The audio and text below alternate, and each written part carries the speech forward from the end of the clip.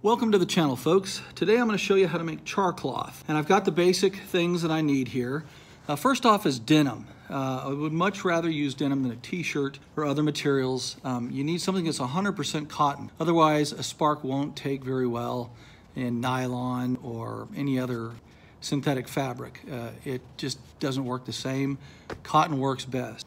Why denim? Well, denim holds up once the char cloth is made. Char cloth can be very fragile. And when you make it with a t-shirt, it can sometimes fall apart. It's not very durable. So I've got a real big pair of jeans here that I picked up at a thrift store. And this is the biggest pair of jeans I could find, and it was only $3. If you've got an old pair of jeans, that's great. You can go to any thrift store and get them fairly cheaply. Next, we need a tin or something to actually cook the char cloth in. We're going to use this Altoids can. You can use really any sort of can as long as it seals fairly tight. And we're going to put a hole in the lid here, and we'll talk about that in a second. I've got a nail to make the hole. I've got my hammer, as you can see right here. Something to cut up the denim with. And then, of course, we need to get a fire started to char the char cloth. Let's get started here. Here we have our Altoids tin, and I've taken the hammer, nice hammer, caveman style, and basically beat a nail through the lid of the Altoids tin. You want to do it this way and not this way so that you don't bend up the lid of the tin. The gases and flame need to come out of this tin while the cloth is charring. So a hole about 1/8 of an inch in diameter. Here's a pretty good size stud nail for framing a house or putting together 2x4s, etc. Makes about the size hole that you want. Next, we want to cut up some denim. And we're going to use denim squares. If I had a bigger container, I might use rolls of denim, longish rolls. So what I'm going to do is just get started. We don't want to use the seams because they can be a little tough to cut through and tough to work with, but we're going to get cutting here. And we're just going to cut out some squares of denim that will fit into this can. And we want to cut a stack of squares that will fill up the can so that the lid can shut comfortably. We don't want to cut it down too much. We could actually put 2 stacks of small squares, or we could put 1 stack of larger rectangles here. I think I'm going to just put some assorted sizes in here and see how it works. Actually, the scissors I found was a little small for the job, so we're going to use the old 162 here. By the way, this is an awesome knife. We'll talk more about this later, maybe in another video. I just absolutely love this knife. I've probably got, a dozen or so good sheath knives. This is by far and away my best.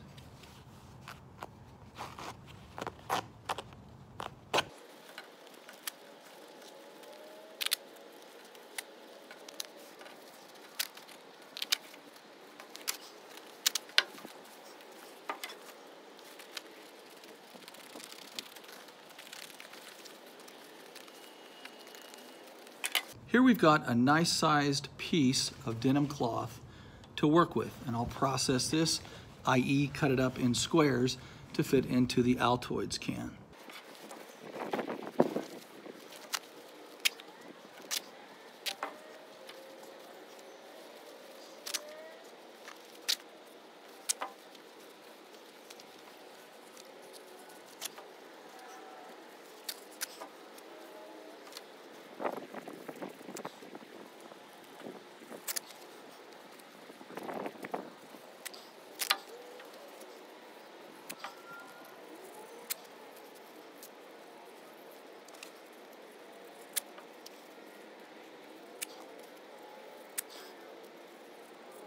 Now we've got several good pieces of denim fabric cut up.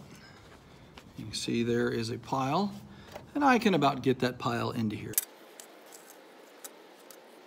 And it doesn't have to fit in just perfect, not important, just so long as it fits. And that's just about right. Now to start a fire and make the char cloth.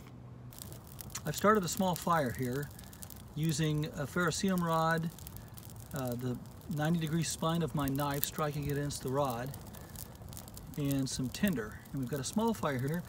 I'm going to add a little bit of wood to that and make it a more substantial fire. And we'll take and put the tin right there in the flames. Let me adjust that over a little bit.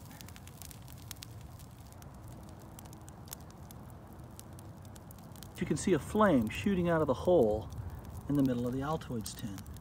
That lets us know that the denim is burning or cooking and turning into char cloth. There you can see it. You see the smoke coming out of the tin. See that flame in the middle there? That means it's working. So this will take about 10 minutes and the char cloth will be done. When that flame goes out, we'll have char cloth.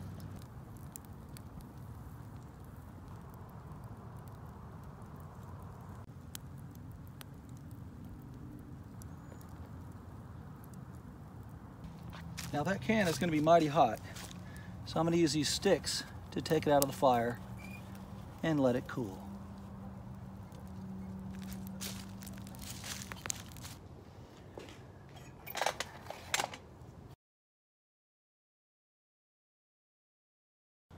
Well, it's been about 15 minutes, and now the tin is cool to the touch. Let's open her up and see what we've got. Looks like char cloth.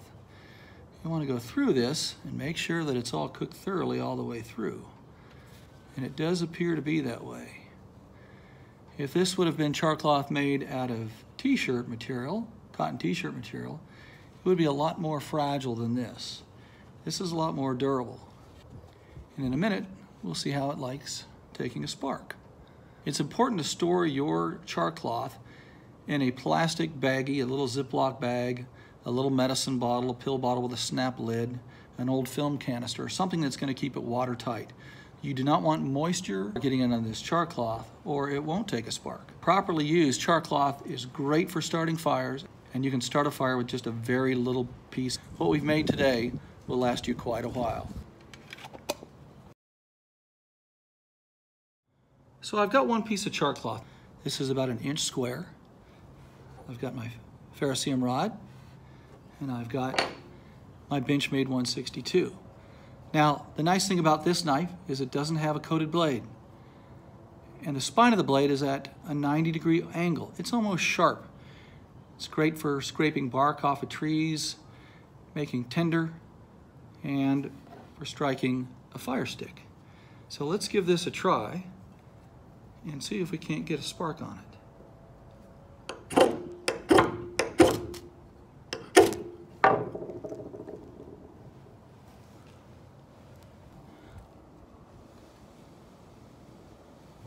There you have it. Look at that thing glowing. Glowing red hot. That would make a great fire. Char cloth, folks.